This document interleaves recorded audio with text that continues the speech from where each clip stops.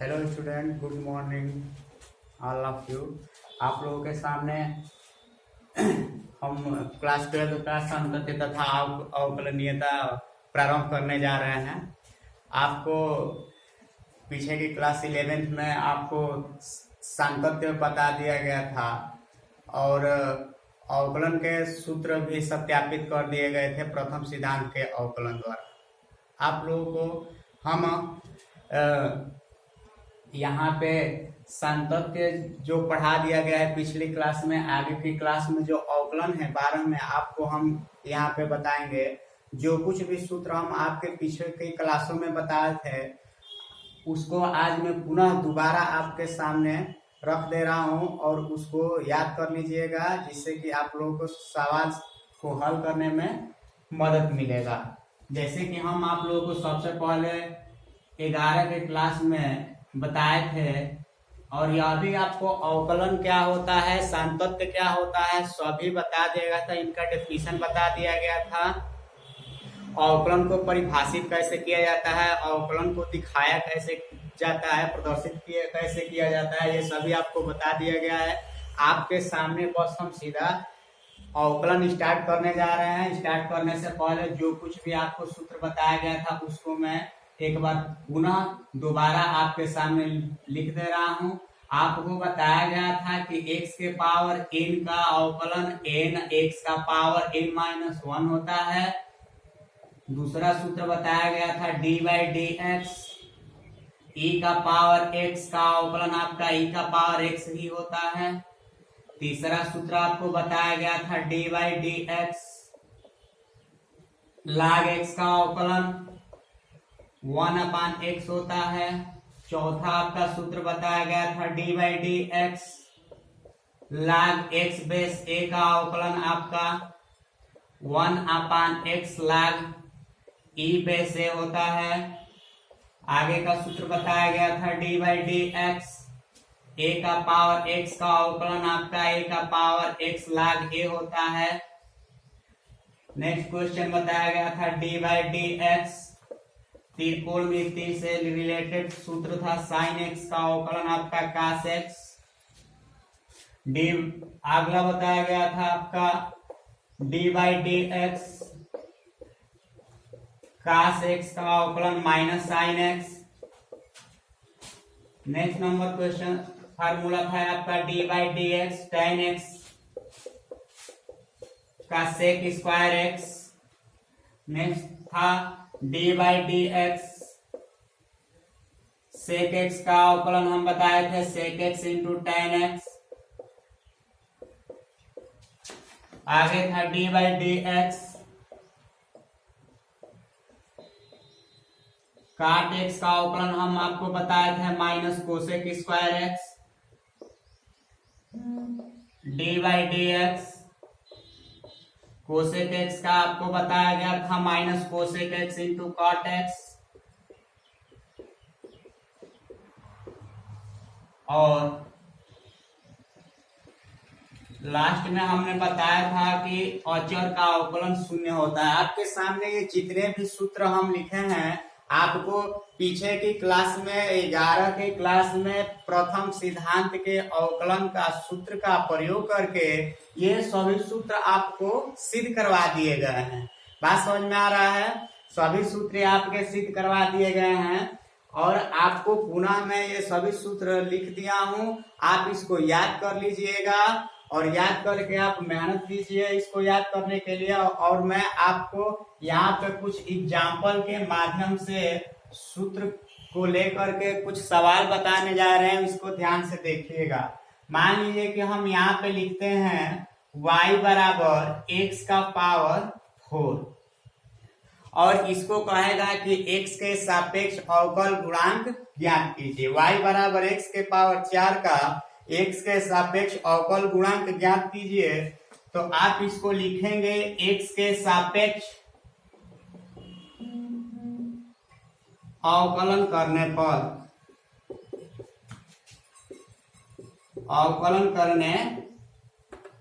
पर पहला सूत्र हमने लिखा है D by D x, x का पावर एन का अवकलन होता है एन एक्स का पावर एन माइनस वन। यहाँ पर आप देखिए y बराबर एक्स का पावर 4 है, यहाँ पे n के जगह पे 4 है, तो उस नियम के आधार पर लिखेंगे D Y by D x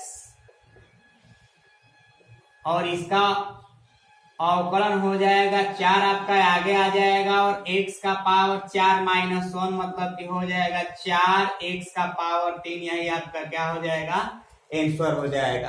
बात समझ में आ रहा है।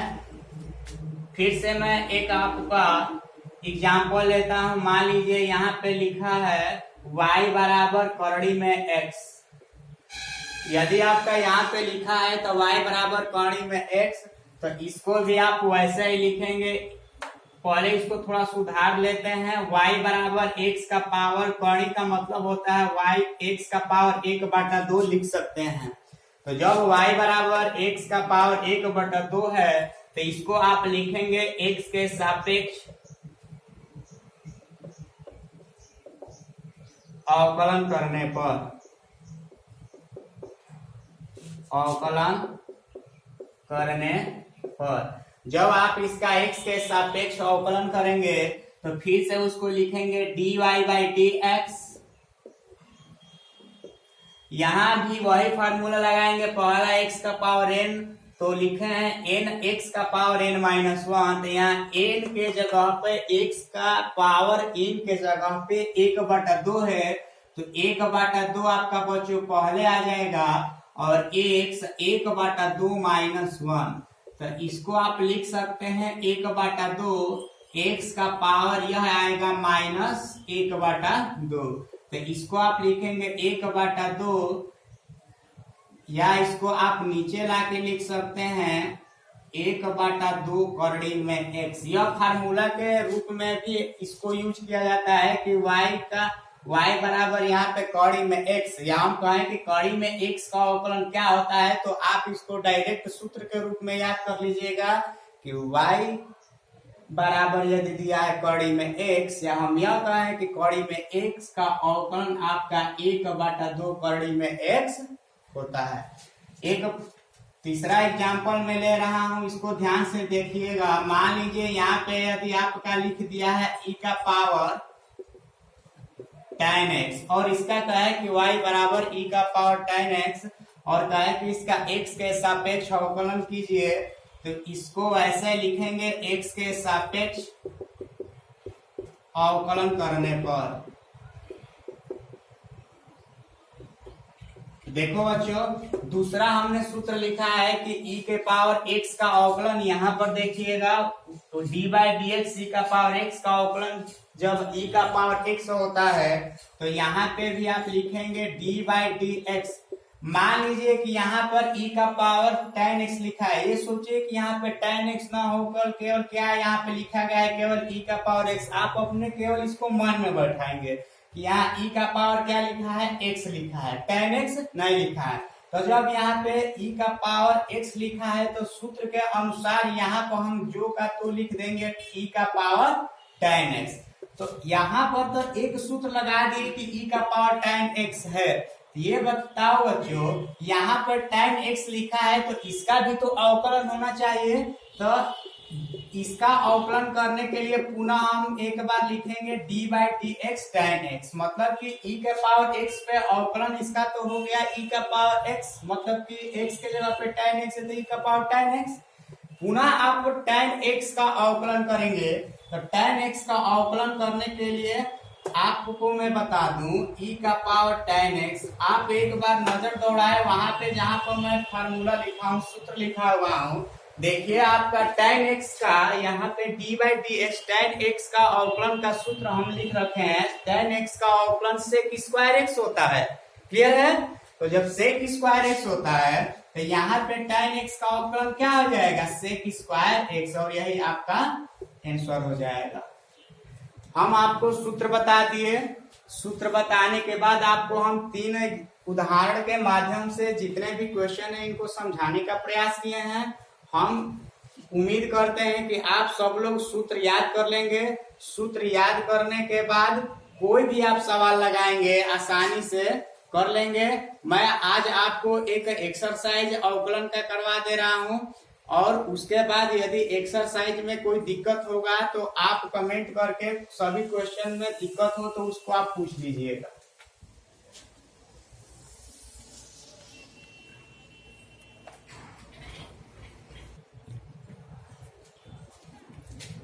हेलो बच्चों, मैं उम्मीद करता हूं कि आपको जितने भी फार्मूला हम सूत्र आपके सामने लिखे हैं उसको आप ध्यान पूर्वक याद कर लेंगे।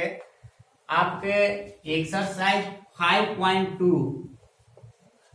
जितना मैं सूत्र आपको बताया हूं उसके आधार पर सभी सवाल नहीं है उसमें का, लेकिन जितने मैं सूत्र बताया हूं उसमें से कुछ सवाल में आपके सामने 6 सवाल लिखा हूं, जिसको मैं आपको बताने का प्रयास कर रहा हूं। मैं उम्मीद करूंगा कि जो भी मैं सूत्र बतलाया है उसके आधार पर ये सवाल आप देखेंगे, समझने का प्रयास करेंगे, और समझ करके आगे की सवाल आप प्रयास कीजिएगा करने के लिए। किसी भी बुक का जरूरी नहीं है कि आप एनसीईआरटी का ही सवाल लगाएंगे। आप कमेंट बॉक्स में क्या कीजिएगा कि आप दूसरे भी बुक का, प्राइवेट बुक हो, जैसे कि हमारे बच्चियां इतने माहिर हैं कि हमेशा बोलते रहते थे कि सर केवल आप एनसीईआरटी बुक ही पढ़ाएंगे। ऐसी बात नहीं है। आप चाहेंगे तो मैं अभी आपका एक्सरसाइज 5.2 का 6 सवाल लिखा हूं, आप उस जितने सूत्र बताए उस पे आपको सवाल मिलेगा तो आप कमेंट बॉक्स में लिख दीजिएगा, आपको सवाल बताए जाएंगे। लेकिन पहले इस सवाल को देखते हैं। जैसे मैं पहला सवाल लिखा हूं sin x² 5, इसको आप ऐसे लिखेंगे y बराबर sin x² प्लस 5। जैसे कि हम आपको उदाहरण बताते वक्त लिखे थे कि किसी भी सवाल को लिखेगा, कहेगा कि इसका x के सापेक्ष अवकल गुणांक ज्ञात कीजिए। तो x के सापेक्ष इसका अवकल गुणांक ज्ञात करना है तो हम बोले थे कि लिखेंगे x के सापेक्ष अवकलन करने पर, अवकलन करने पर सूत्र याद है बच्चों आप लोग को? तो सवाल लगाते हैं। y का अवकलन क्या होता है? dy by dx। अभी हमने आपको सूत्र लिखवा दिया हूं कि sin x का अवकलन क्या होता है? sin x का अवकलन cos x होता है। तो जैसे लिखा है पूरा आप वैसा ही लिख देंगे। sin x का अवकलन जब cos x होता है तो cos x² प्लस 5। लेकिन इसमें देखना क्या है, sin x का अवकलन हमने तो cos x कर दिया। मान लें कि यहाँ पे क्या लिखा था? केवल x लिखा था थीटा का स्थान पर। तो इसमें ये बताओ, एक और फलन है यहाँ पर लिखा हुआ है x² प्लस 5। तो इस हम x² प्लस 5 का भी बच्चों अवकलन करेंगे। तो जिसका अवकलन किया जाता है आपको पता है कि लिख दिया जाता है डी बाई डी एक्स। तो ये हो गया x² प्लस 5। तो ये जिसका अवकलन कर चुके हैं उसको वैसे ही लिख देंगे cos x² प्लस 5। आपको x के पावर n पे अवकलन इसका x² का आप अच्छी तरह से जानते हैं कि 2x होगा। और आपको बताया है कि अचर का अवकलन क्या होता है? 0। तो इस 5 का अवकलन क्या हो जाएगा? 0। इसको नहीं लिखता हूं तो लिख देते हैं। चलो 2x प्लस 5, 2x प्लस 0। तो इसको आप अच्छे से लिखेंगे तो 2x को मैं पहले लिख देता हूं, और ये cos x² प्लस 5 यही आपका क्या हो जाएगा? आंसर हो जाएगा। क्लियर है? जैसे कि मैं आपको दूसरा सॉल्यूशन करके बताता हूं। वहां पे लिखा है y बराबर cos sin x। यहाँ पे देखें, यहाँ थीटा के स्थान पे, इसके कोण के स्थान पे sin x लिखा है। तो इसको आप ऐसे लिखेंगे x के सापेक्ष अवकलन करने पर। तो ये जब हो जाएगा dy बाई dx। हम आपको लिखवाए हैं कि cos x का अवकलन क्या होता है। ये मत देखो कि सर यहाँ पे sin x लिखा है, थीटा का स्थान पे कुछ भी लिखा है बच्चों, उसको आप केवल मान लीजिए कि यहाँ पे कुछ नहीं लिखा है, x लिखा है, cos x लिखा है। cos x का अवकलन माइनस sin x। तो यहाँ पे आप लिख देंगे ऐसे ही माइनस sin, और x के जगह पे क्या है? sin x। ये बताओ बच्चों, यहाँ मैं बोल रहा हूं कि x लिखा है, लेकिन अब हमेशा की मत ये सोच लीजिएगा कि x से लिखा है। यहाँ पे है क्या? sin x। तो sin x का अवकलन होना चाहिए। तो d by D x sine x. तो जिसका आप अवकलन कर दिया है उसको तो आप वैसे लिखेंगे माइनस साइन एक्स। और आप अच्छे से जानते हैं कि साइन एक्स का अवकलन क्या होता है, कॉस एक्स। यही आपका आंसर हो जाएगा। उम्मीद है कि आपको समझ में आ रहा होगा। जहाँ दिक्कत होगा आप उसको कमेंट बॉक्स में लिख दीजिएगा, बतलाया जाएगा आपको। मैं आपको ये 3 नंबर क्वेश्चन छोड़ दे रहा हूँ, आप करके बताइएगा कि आ रहा है कि नहीं आ रहा है। 4 नंबर क्वेश्चन बता दे रहा हूं आपको। ये y बराबर सेक tan करड़ी में x, इसको भी आप लिखेंगे x के सापेक्ष अवकलन करने पर। ध्यान से देखिएगा, y का अवकलन क्या हो जाएगा, dy बाई dx। आपको हम अभी बताए हैं कि सेक x का अवकलन क्या होता है, सेक x का अवकलन सेक x इंटू tan x लिखा है। यहाँ पे ये देखिए एक कोण के स्थान पर पूरा tan अंडर रूट x लिखा हुआ है। तो बस आप ये सोचिए कि यहाँ पे क्या लिखा हुआ है, आपका लिखा है सेक x। तो जहां x है, x के जगह पे tan कड़ी में x लिखा हुआ है, तो सेक x का अवकलन जब सेक x इंटू tan x होता है तो वैसे ही आप लिखेंगे सेक tan कड़ी में x इंटू tan कड़ी में x। देखो बच्चों, आपका सेक x का अवकलन अभी मैं किया हूं। यहाँ जो tan कड़ी में x है इसका अवकलन आपको क्या करना बाकी है। तो ये tan कड़ी में x का अवकलन करेंगे। अभी जिसका अवकलन कर दिए हैं वैसे ही लिख दे रहा हूं, सेक tan कड़ी में x इंटू tan कड़ी में x। ये बताओ, आपको हम बताएं कि tan x का अवकलन क्या होता है, सेक स्क्वायर x होता है, सेक स्क्वायर x। लेकिन ये बताओ बच्चों, इसके x के स्थान पे क्या लिखा है, कड़ी में x लिखा है, तो x नहीं लिखेंगे, जो लिखा है वो लिखेंगे कड़ी में x। आइए डी बाई डी एक्स, यहाँ पर भी एक फलन है, 3 बार हो रहा है, कड़ी में x, कड़ी में x का अवकलन करेंगे। जिसका अवकलन कर देते हैं उसको वैसे ही हम क्या करेंगे, लिखते जाएंगे, उसमें कोई छेड़छाड़ नहीं करना है। tan कड़ी में x और ये सेक स्क्वायर कड़ी में x। हमने अभी आपको बताया कड़ी में x का अवकलन हम पहले ही करके एग्जाम्पल के माध्यम से बता दिए हैं। और यह भी बताएं कि कड़ी में x के अवकलन को सूत्र के रूप में याद रखिएगा। कड़ी में x का अवकलन हमने आपको पहले ही बता दिया है। कड़ी में x का अवकलन क्या होता है, 1/2 कड़ी में x। बस ये आपका आंसर। जहां तक हमको उम्मीद है बच्चों, जितने भी सवाल हमको लग रहा है कि 3 सवाल बताए हैं, 3 सवाल आपको अच्छे से समझ में आया है। 5 नंबर में क्वेश्चन आपके लिए छोड़ दे रहा हूं, मैं 2 क्वेश्चन आपके लिए छोड़ रहा हूं, कीजिएगा, तीसरा और 5वां। मैं 6 नंबर क्वेश्चन आपको बता दे रहा हूं। दिया है y बराबर कास करड़ी में x। ये y बराबर कास करड़ी में x, वैसे ही आप लिखेंगे x के सापेक्ष अवकलन करने पर। तो y का अवकलन क्या हो जाएगा, dy बाई dx। आप वही बात जानते हैं, आपको सूत्र बता दिया गया है कि कास x का अवकलन क्या होता है, माइनस साइन x। और x के जगह पे क्या है बच्चों, कड़ी में x।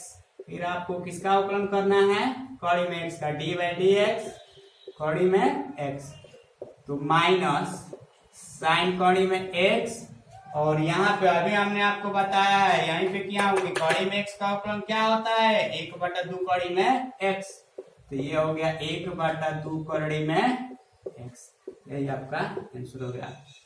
हमने आपको 5.2 का कुछ 6 सवाल लिख के समझाने का प्रयास किया। आपको सवाल बताया गया है, इसको आप ध्यान पूर्वक सूत्र याद करके सवाल लगाइएगा। लगाने के बाद इसको पढ़िएगा। यदि कोई दिक्कत होगा तो कमेंट करके बता दीजिएगा। और कोई आपको क्वेश्चन फंसा हो तो फिर से बतला दीजिएगा और अगला वीडियो आपको आगे बताया जाएगा।